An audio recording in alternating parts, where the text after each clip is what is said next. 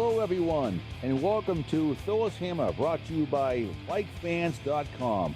I'm your host, Viking Bob, and this is our season wrap-up show, in which we get to talk about our team and discuss how proud we are of their accomplishments this season and where the future is taking us. I'm sitting downstairs in my basement, like I normally do, and I'm surrounding myself with some buddies here. Let's go to Georgia Viking down in Georgia, obviously. George, how you doing, buddy? I'm doing phenomenal. Living the dream. Right now, us and 30 other teams are 0-0, so I'm pretty excited. Watching the playoffs go on here, the Super Bowl week coming up, but I'm doing phenomenal. Drinking beer like I always do, but same old stuff, different day. Let's roll, brothers. All righty. Let's go down to Arizona. OBM, how are you doing, sir?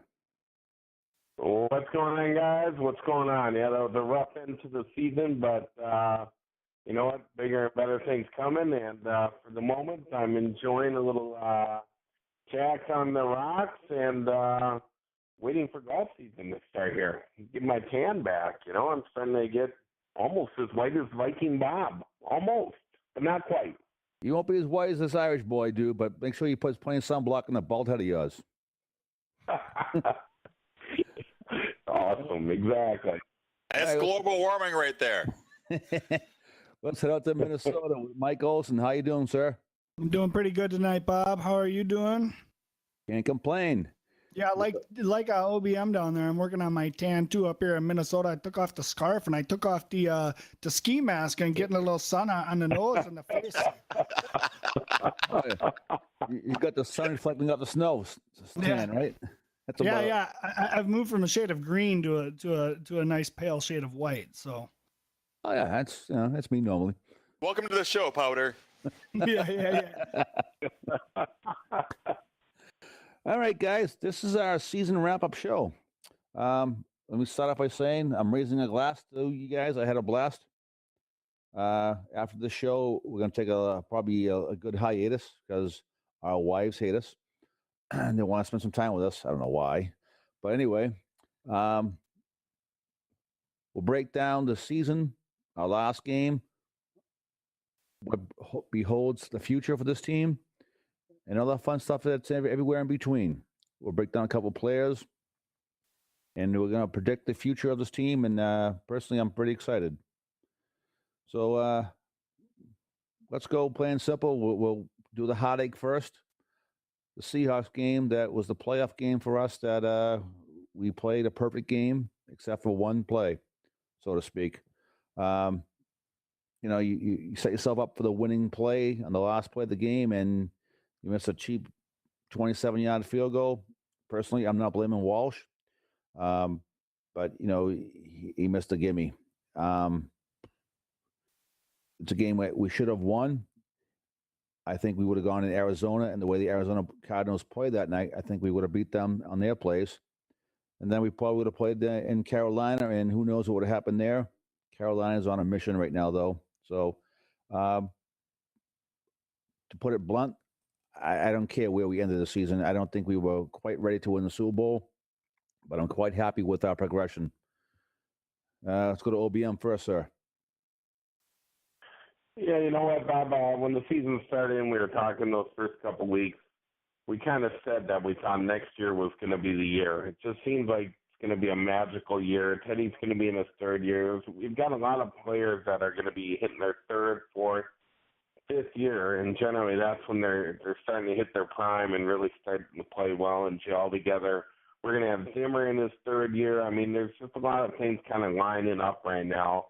So, I still think, we said it all year long that we thought next year is going to be a good year. But, yeah, looking back on this year and looking what happened in that playoff game, like you said, I mean, it was pretty disappointing, for it to end that way and to miss the field goal and get a victory there. But, who's to say we don't kick that field goal? The way that game was going, it wouldn't have surprised me if we'd have kicked the ball off and they'd have ran it back for a touchdown. So, overall, I'm pretty happy with Zimmer and the way AP came back, played pretty solid this year. Teddy, he's got some work to do, but I think we've seen some improvements there as well. Still a long ways to go to be that franchise guy, I think. But can he win a Super Bowl? I think the answer is yes. You know, with that defense and with Zimmer and the coaching staff, I think it's in place. So, you know, you look at this year, we won 11-5. I mean, I think I said 9-7. So 11-5, pretty successful year. Bad ending, absolutely. It's like going to a movie and having the build up and then just a terrible ending, and that's what happened to us this year. It just, we didn't want it to end that way. When he missed that kick, I think, I don't know. It was almost surreal. Like it didn't happen. So, but lots to go on, lots of optimism, and we got a great coaching staff in place, and I like where the team's headed. What do you guys think? Let's go to Olsen here. Olsen, you were at that game, I believe, were you not? I was at that game, and it was brutal. I mean, I thought it was going to go through, and I won't revisit that. I've talked about that enough. It was just hard for me to witness. As far as, you know, going into that game, my thought process: if we get beat by 30 points, or if we just get beat by 2 touchdowns, whatever, fine. I would rather that we won, but the thing is that we had such a great season, was such a huge stepping stone for us, and there's a lot of things that'll improve upon next year with one simple change to this team, and that's the offensive line. And I think we're going to see that. So I think that we should be pleased with how the season played out, and be encouraged that this next season is going to be a fun one to watch too. GV, your thoughts? I'm just proud of this team the way we did this year. They exceeded my expectations for the squad in year 2 under Zimmer. I think the Seattle game just proved that we are on the cusp, keeping the game as close as we did. I know it was under very cold circumstances up there in Minnesota, but it was cold for both teams. Both teams had to go out and play in that thing, but it showed that this team's defense learns. We weren't going to get our asses kicked, twice in a row from Seattle. We learned with Green Bay after Green Bay beating us up pretty good the first time we beat them. Playing Seattle, we came there and played those guys tough. The better team won. It came down to a kick or not. There's other plays in that game that determined the outcome of it. But I am very, very excited for what this team's got to offer. So there's no shame in this game over here right now. The Vikings, I didn't expect them to win the Super Bowl this year, but they are definitely in the right direction. All right. So from there, I'm going to fire some questions at you guys.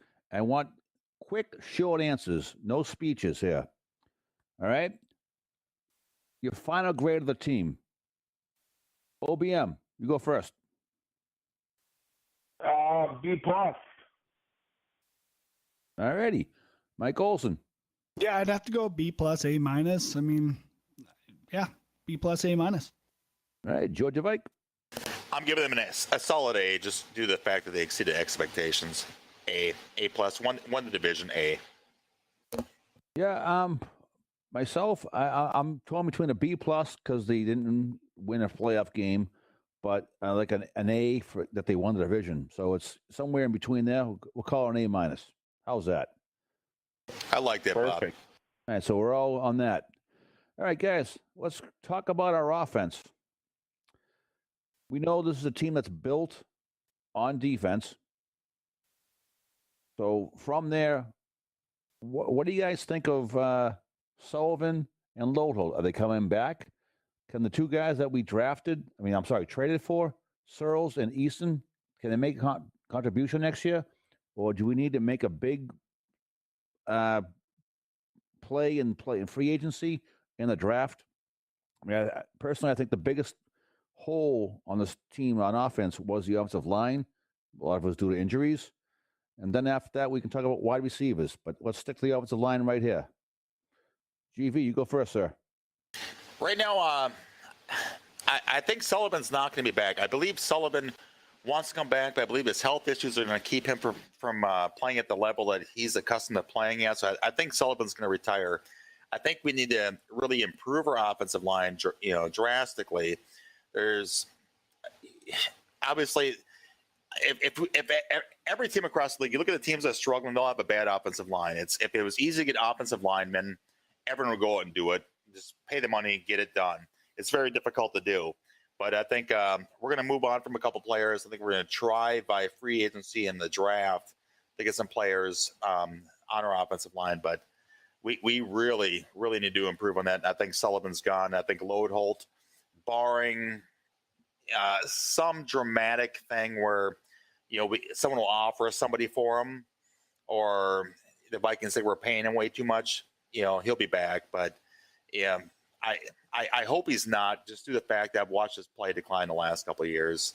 I'm hoping these young guys can step up and do better. Clemmings especially. It's rookie year. You can't expect too much out of him, but I think we need some help up there. I think we're going to address that. All right, Mike Olson, your thoughts? Well, I mean, Phil's got a big contract number, and Sullivan having back issues and having some setbacks during the year. I think that's a big problem for him to overcome. And Lodeholt's getting up there in ages. I think he up in age, and I think he was injured last year too for a little bit. So asking these players to come back and actually relying on them might be too much for our team to have to have a backup plan for. So I think it's time to start thinking about moving toward the future in those positions. All right. So before I go to OBM, and OBM, you can go first on this question. Do we see the guys that we traded for, Searles and Easton, becoming contributors, or were they just guys we grabbed as bodies? Are we going free agency? Are we going to go draft? Let's go to OBM. Well, I don't know much about Searles or Easton, but I mean, from what I've understood, I mean, it sounds like they're going to get some opportunities to play. Going back to the whole Sullivan thing, I agree. I think Sullivan's probably done. I think Lodeholt will stay, but to me, I think there's two concerns there, and I'll just touch on them real quick. One is Khalil. Is he going to be back? I mean, I think the Vikings are pretty frustrated with him, and my initial reaction would be, yeah, I think he'll be back, but new offensive line coach, who knows what Zimmer does here, that could be pretty interesting. And number two is it all the offensive line? I mean, it seemed to me Teddy held the ball a long time, and a lot of it seems like we could have gotten rid of the ball a little bit quicker, and he just held the ball, took a lot of sacks this year. I don't know exactly where he ranked on sacks allowed, but how many of them were because Teddy just didn't throw the ball and pull the trigger? So I think he needs to get a little bit better in that, and that'll help out a lot too. So as far as Easton and Searles go, I really don't know. That's a good question for someone else who's a little bit more in tune with that roster and what's going on with those guys during practices and whatnot. But you would sure hope that since we traded a linebacker for one of those guys, and it would be nice to see him hit the field and give us some production, because I'll tell you what, down the stretch we could have really used Hodges when we hit that rough stretch of injuries and whatnot. So I guess we'll see what happens. We'll see what Zimmer does. The good news is, guys, this is the first time I've really truly trusted our coaching staff.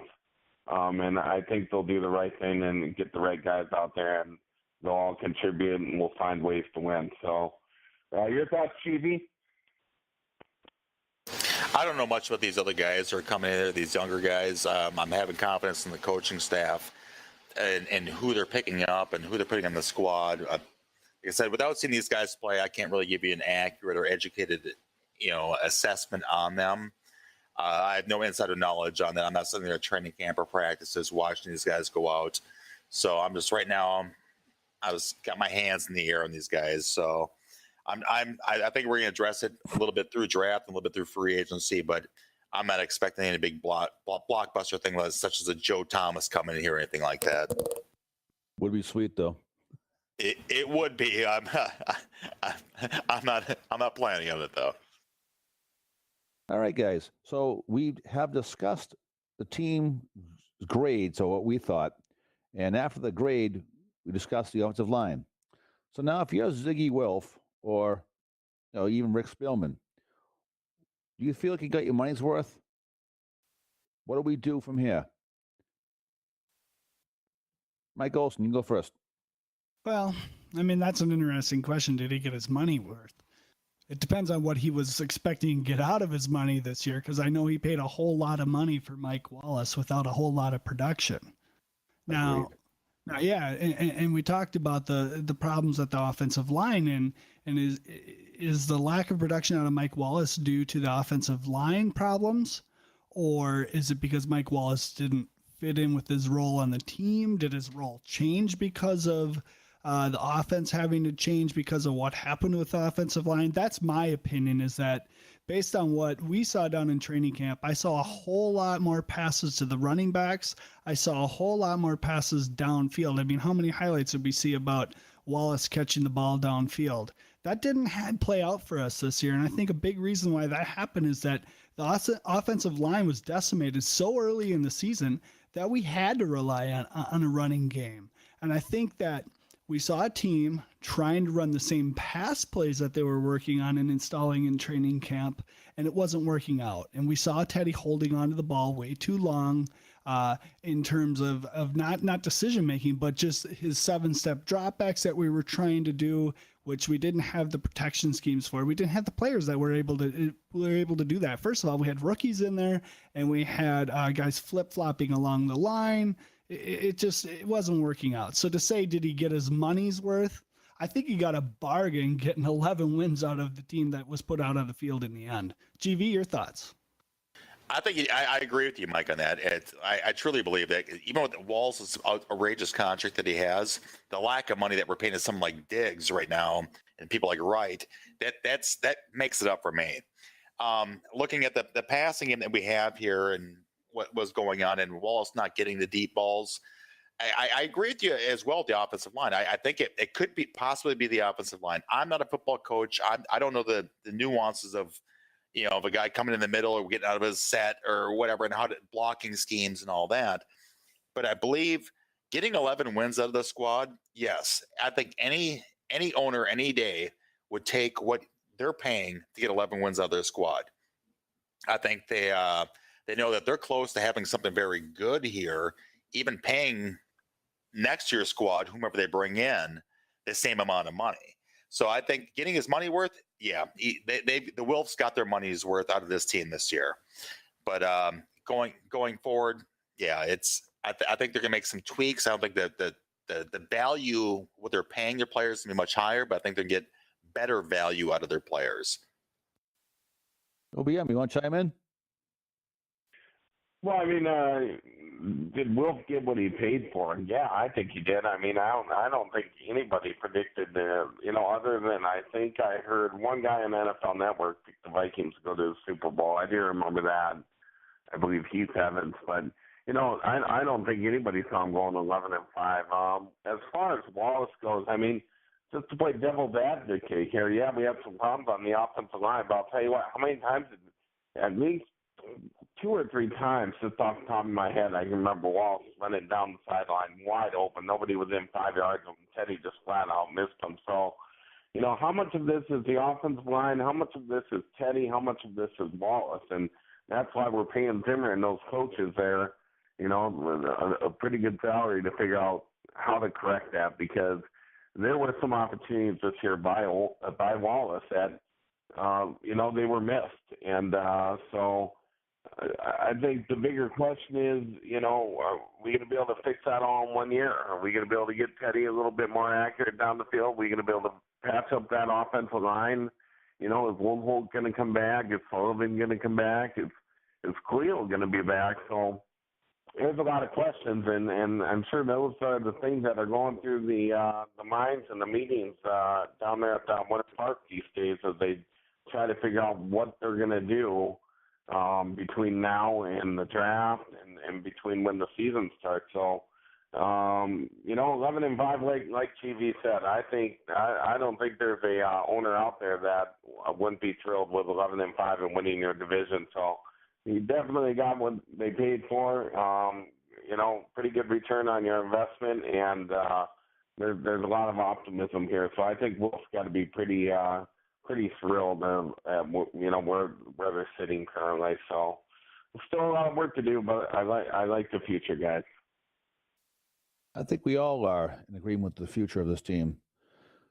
All right, guys, from there, we have to discuss the offensive side of the ball. We all agree that team is getting like a B+ to an A for a grade. Our defense is a top 10, top 5. So on offense, are we a run-heavy offense by design? Does Zimmer want to keep our defense fresh and off the field for late in the game? Or is there less trust in the offensive passing game with Teddy not trying to force the ball in the red zone and possibly give up points away with an interception or a fumble or whatever, turnover? And we take the 3 points from Walsh and our defense comes on the field. Is there a reason why we are so run heavy? If so, why did we bring in Mike Wallace for a lot of money? It's not really through history what Norv Turner has done. What's the reason for this? Georgia Vike, you're up. I'm thinking there's a couple combinations that come in here, Bob. One, I think the offensive coordinator, with Turner getting used to Adrian Peterson being part of this offense for a season, seeing what he has, and especially his age that he's at. They know he's, a Hall of Fame running back sitting back there. I think Teddy, towards the end of last year, was doing a phenomenal job of trying to incorporate him and Adrian Peterson together with things that don't work well together. The being 7 yards behind the quarterback, before he gets the handoff, things of that nature. I think the quick release towards the end, which worked, actually screwed up defenses. I'm not sure why they went back to that, kind of like they did last year in a way. Teddy's last 6 games last year were phenomenal. You get to end this year when Adrian Peterson was out of the game, they did phenomenal as well. I know Adrian led the league in rushing and all that, but he's on the wrong side of 30 right now trying to do this. And I think they're trying to incorporate him in the passing game, which he's not cut out for. So right now, I kind of have a question mark in my head on why and when and all that with what they're doing on offense. And I believe that's why they got the personnel that they did in here this year with Sperano and Shermer to correct those problems. Because right now, I think Norv was trying too many different things last year with what he had. Aging running back, young quarterback, don't work very well together. Wallace being a great deep threat, but in the offensive line issues, there's so many question marks on the offensive side for me that I can't really answer that articulately. I'm sorry, Bob. Oh, not a problem. If we all knew every answer to the questions I'll ask, we'd be working for the Vikings. Amen. Amen. What are you thinking there, OBM? Well, I think, initially we were going to be a run-heavy offense. I think that was the plan. I think that was always the plan. But I thought we were going to see, a little more play action down the field to Wallace. I thought we'd establish a run and probably go down the field to Wallace or Rudolph or whoever. So that really didn't happen. But as far as, I think Norv planned on pounding the ball with AP, 250, 300 times this year. So I think that was kind of their game plan. Where the mistake was made, I think we all saw it, was they tried to incorporate AP into the passing game. And that, he wasn't terrible, but let's just be honest, McKinnon is a heck of a wide receiver out of that position. So I think next year we're going to see a lot more of McKinnon coming out of the backfield and catching the ball, because I thought he was phenomenal down the stretch of the season. But, it's going to be interesting to see what happens with Mike Wallace, because, everybody thought this guy was going to be the guy who opened up the field and opened up running lanes for AP and, was going to go down the field and catch 60-yard passes, 4 or 5 times this year, and that didn't happen. So Norv Turner's definitely got his work cut out for him. And dare I say, there might be a little pressure on that guy this year. So Zimmer knows that this team is close to winning. I think the Wilfs know it. They know we're right there. So it's just a matter of fine-tweaking and tuning some of the things that, we're just off a little bit on, and I think we're right there. So, but as far as the offense goes, I think that was the plan. I think we were going to, pound the EP, and, there's another question, that we can talk about later or next year is, is EP a detriment to Teddy? It's a valid question, and I know there's a lot of, absolutely not.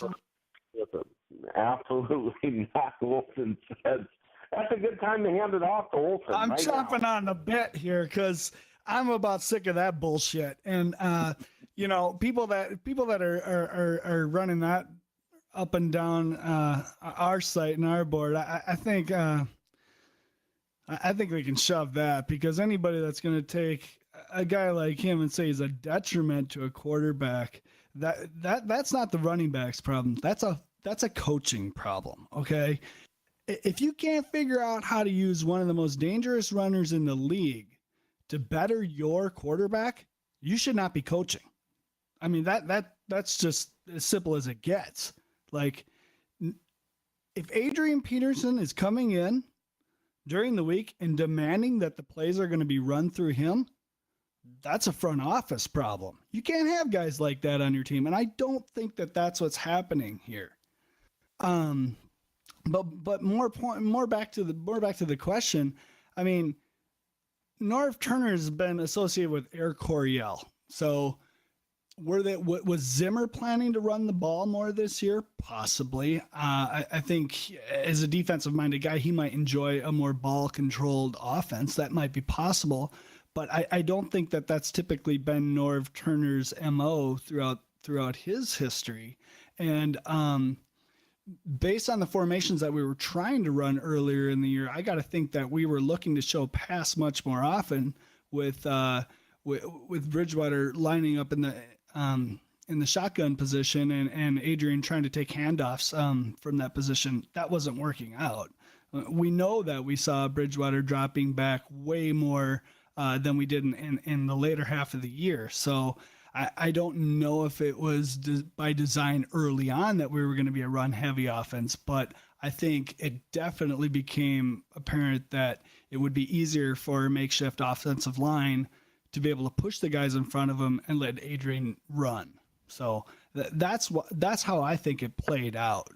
My biggest question is, how come it took so long to adapt a quick passing offense and move to something where Teddy wasn't standing around back there waiting to get killed? All right. So from there, why did the quick release passing game work so well? Who wants to go first? I'll go first because the quick passing game worked well. Because back to what Olson was saying, Adrian Peterson was not in the game when you allowed this quick passing offense for the most part. Adrian was in there at times, but when he was in there, usually the defense was looking at stacking the box, going after him, or knowing that he can't block for shit. That's what was going on. So when he was gone, it kind of confused the defense. Like we do on defense to the offense, we confuse them. The offense was defense when we were on offense, the defensive team for the opposing team was like, okay, what the hell are they going to do here? So I thought it worked well because you have great players who are fast. McKinnon's fast. Wallace is fast. Rudolph is getting out there in the open. Michael Pruitt is getting out in the open. Diggs is getting out there. It's just it kept defenses on their toes, and you didn't have to pass this ball 50 yards in the field. You had to pass it within 5-10 yards of the line of scrimmage, and it worked out well. All right. Mike Olson, your thoughts? Well, Asiata was not fast. I'll say that. I didn't say Asiata. No, I didn't say his name once. But yeah, I mean, I think you're right, and I think maybe the problem is Norv Turner. Maybe he's the issue. I mean, you talk about quickness and only having to pass 5 yards. We had guys like Jarius Wright, and now we have guys like Diggs who are surprisingly fast. Jarius Wright can take a small dump off and he can get some yak real quick.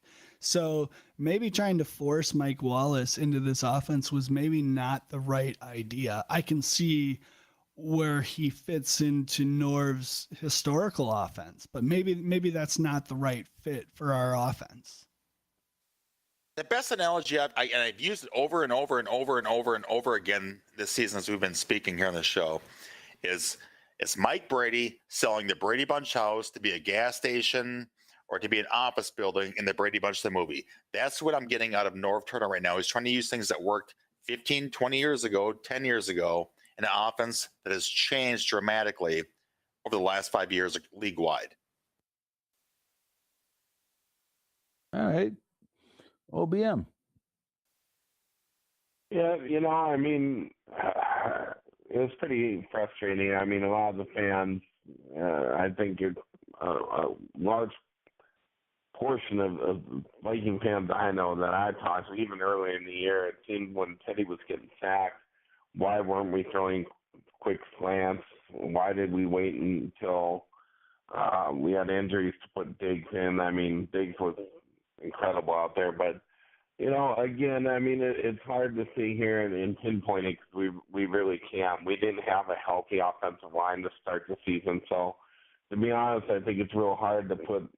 Do we put it on the O line? Do we put it on Norv? Do we put it on Teddy holding the ball too long? I think it's unless you're there every day and watching practices.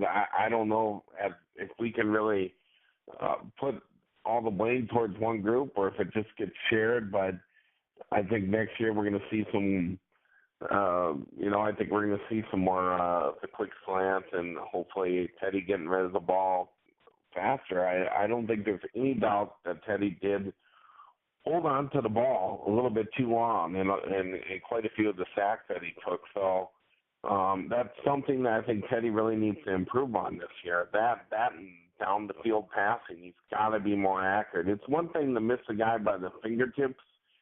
But, I mean, he was missing, when he threw the ball more than 30 yards. I mean, if he was within 3 or 4 yards, that ball, it seemed like he was missing guys, I mean, just way off. It wasn't even close usually. So there's a lot of room for improvement here. As far as North Turner goes, it's going to be interesting to see how that plays out, too, because I think, we might have Norv's replacement waiting in the wing. So I think Turner's going to feel the heat a little bit this year. He's going to have to step it up and make this offense click. So it'll be interesting. OBM, can I ask you a question? Not to be a Teddy supporter here, like or a defender, I should say, but there's passes he made. I believe I can't remember if it was Diggs or whomever that at TCF when he did like the sweet end zone grab, like right over his head. Like there was no other place he could put it. He put it right in the breadbasket on that thing. But a lot of these long passes that I've seen, like once again, I'm gonna say I'm not a Teddy defender here, but you've seen where wide receivers were supposed to go do an out route. They've done their hitch, they stop for a second, then all of a sudden they go out, and he's missed these guys by like a yard. These guys should have caught that ball if they didn't hesitate or slow up. Is it just me, or does anyone else see that? I don't know. I mean, they're don't get me wrong. I thought Teddy threw some really nice balls during the season, and he did throw a couple of nice deep passes. The one to Rudolph late in the season was just beautiful. That one, if you remember that one, I think it was the last game of the season, the one that he just rifled it. But it just, to me, seems like he holds the ball a little bit too long, and especially on the longer balls. I mean, there was one specifically where Wallace was so wide open. I mean, it wasn't even close. I think Teddy overthrew him by about 4 or 5 yards. But I think there's work to be done on both sides of the ball. I think we can put equal blame maybe on Teddy and equal blame on the wide receiver. So, and, again, it's hard to just pinpoint it specifically, I think, and it probably goes a little bit each direction. So that's something that the team is obviously going to look to really build on, and hopefully next year, we're talking about how much that's improved. So, but as it stands now, there's no doubt we need to improve, I think, in getting in the ball into our playmakers' hands down the field. All right, so from there, I think we moved the ball pretty well from the 20s to the 20. But red zone, we didn't really throw the ball too much. Is that by design? Is Zimmer afraid to have a turnover? Just take the points, what we get? Or are they not completely trusting in Bridgewater? I mean, do they trust him? What do you guys think? I think right now they've been bringing him along gradually. We all got to understand this. He's in his second year. He started all 16 games this year in his second year. He had a new element brought into the offense this year with Adrian coming back and playing with him for a full season. But when you get within the 20s, it shrinks down an offense considerably. because there's no room to throw the ball. People could talk about these short passes we make, but it's even difficult to make a short pass within the 20s. It's you look at him saying, Norv got to the point of this, we all saw it this year. First down rush, second down rush, third down, hopefully within 7 yards. They can throw the ball. They kept doing that within the 20s. I think this offensive play calling more than Teddy himself. I think they need to give it back to Teddy and say, make these plays. He's got to learn how to do this. If he doesn't, if this offense, keeps hindering him and allowing him to, or calling plays, I should say, passing plays within the 20s, we're not gonna get any better, and he's not gonna get any better. So I think it's more offensive play calling than as actually offensive play. I think it's the most vanilla offense in the league. I can't disagree with that, Bob. And is it by design or is it due to necessity? I think it's game plan. I don't think it's out of necessity. Well, the offensive line is terrible, so I don't think it's out of necessity. At the same time, I think we have a very vanilla offense, like you were saying, Bob. But I think at the same time, they're trying too hard to incorporate the Hall of Fame guy, Adrian Peterson, in the backfield, and waiting for him to bring it to the house. 5 years ago, I'd have been all for it. Now, I'm not. Same question to OBM. Well, I mean, it's kind of interesting. I think we're just, to me, it seemed like we were missing opportunities, especially the Kyle Rudolph thing. I mean, you got him, the 6'5" guy going down the middle of the field. Seems like he's a red zone target. I thought Patterson even should have gotten some maybe red zone looks as well, but just some athletic ability and being able to jump and go up and get the ball, perhaps. But yeah, I mean, again, this is all coming back to Turner. Like I said, I think there's definitely going to be some pressure on that guy. He's done it in the past. He's like someone said, the whole Air Coryell comparison. I mean, he's known to put the ball up, and right now we're not seeing that. So again, there's room for improvement. We'll just have to see how it all plays out this year. So, Olsen, your thoughts? I think you hit on my biggest question: is where the hell were the tight ends in the red zone? Where was that? I mean, it was Zach Lyon. He showed up. I don't know. Where was Rudolph? I don't understand why this guy disappears for large stretches of the season. Where is this guy? Why are we not using our big-bodied receivers, our big tight ends down in the red zone to shield the defenders from the ball and try to put something in the end zone? I mean, everybody knew when we got within 15 yards, we were going to try and run Adrian every single time and settle for field goals. If that's the design that Mike Zimmer wants, that, hey, don't try for too much, get 3 and the defense will protect you. I'm a big fan of watching defense, but I don't think that that's a recipe for continued and guaranteed success. I think you got to be getting 7 points, or obviously 6. You got to be getting 6 points when you get down there more often than we did this year. Yeah, Agreed. Walsh is never a gimme for the 7. Don't get me going on that. Well, it's like pop your pills, Olsen. I would rather have him miss an extra point than a field goal. Yes, I agree. Stop. Let's go to something positive. Well, yeah, speaking of that, though, GV, is like, let's go to something positive. All these things that were, I'm getting fired up. My blood pressure's going. I'm getting a little worked up about what I didn't see. I mean, in reality, we do have to keep it into perspective that we had one hell of a great season this year. So these are all things that I'd like to see the team improve upon, and I think we will in the next step. I think this is all nitpicking about us right now. It's like we sit here and we all suddenly go, God, I could have done this. I could have done that. I could have done this. At the end of the year, you got to remember, out of 32 teams, one team wins it. We went 11-5 this year, 2 years after having a terrible, terrible team. So yeah. But let's not nitpick too much quite yet, because Zimmer's turned this team around faster, I think, than any coach would have. All right, last thing for offense. You're a Ziggy or you're a Spielman. What do you do with Peterson?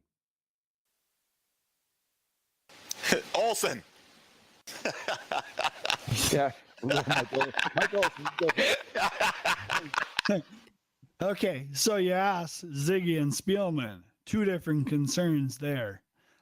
If I'm Ziggy, I'm bringing Adrian back because I'm selling all kinds of shit with Adrian's name on it. And I know revenue sharing, all this, that, and the other thing, but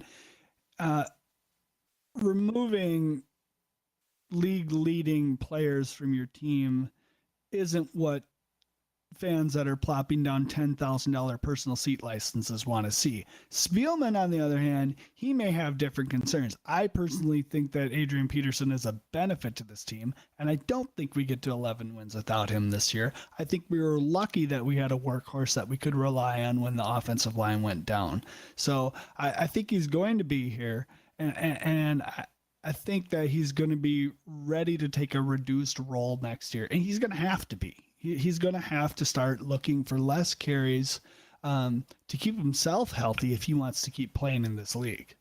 He won't be here beyond next year, though. Over under Olson, do you think he's going to get more than 750 yards rushing next year, Peterson? Hell yeah. I wouldn't bet against it. 750. I'm putting on a low number. I'm just wondering. I just think the offense is going to change. The people we brought in, I believe he's going to have less yardage next year. I think he's going to be below 750 just due to the offensive people we've brought in. No. 1,200 minimum. What I think, anyway. I disagree, but yeah, it's just me. I'm just a schlout, down here in Atlanta. I don't know. Man, I might have to put a wager on that. That's barring injury, too. Barring injury. No, there's no barring injury. It's 750 or less. What is the case of 64 go for these days? $1.75? I don't know. I haven't drank this stuff in a few months, so But I'll put $20 on with you, Olson. Oh, you're on. You're Two on. cases, huh? 2 cases. That'd be like 2 bottles of that Hoppenschlager Peter Bacher butter that he drinks with the pumpkin seeds in it. The El Dutch Mariettes. I think that's the easiest $20 Olson's ever going to make in his life. Yeah, I think so.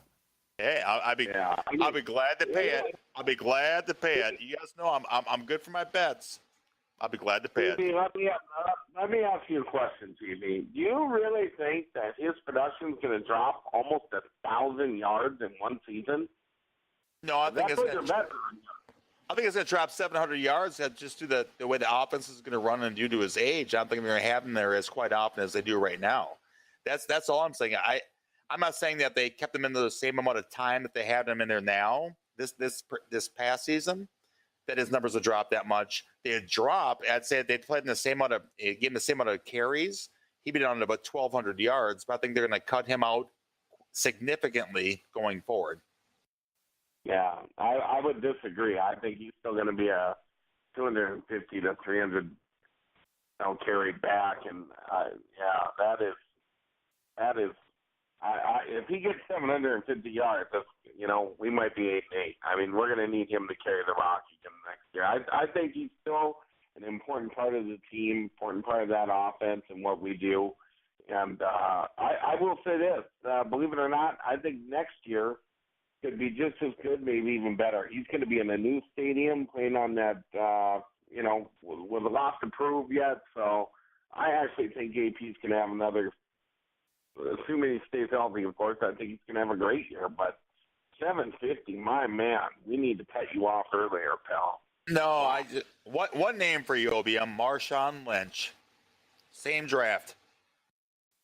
Yeah, but there's a difference because Marshawn Lynch is fat and lazy and doesn't care about football. Adrian Peterson cares about football a lot more than Marshawn Lynch, in my opinion. And those are the guys you want on your team. You want the guys who enjoy football, love football, eat, sleep, breathe, shit football. That's what AP does. Marshawn Lynch eats Twinkies and thinks about banging chicks. That's what Marshawn Lynch thinks about. He does not think about football. Adrian Peterson doesn't think about banging chicks either. No, that's 15 kids. No. Yeah, he's got way too much time invested in this football thing to think about chicks.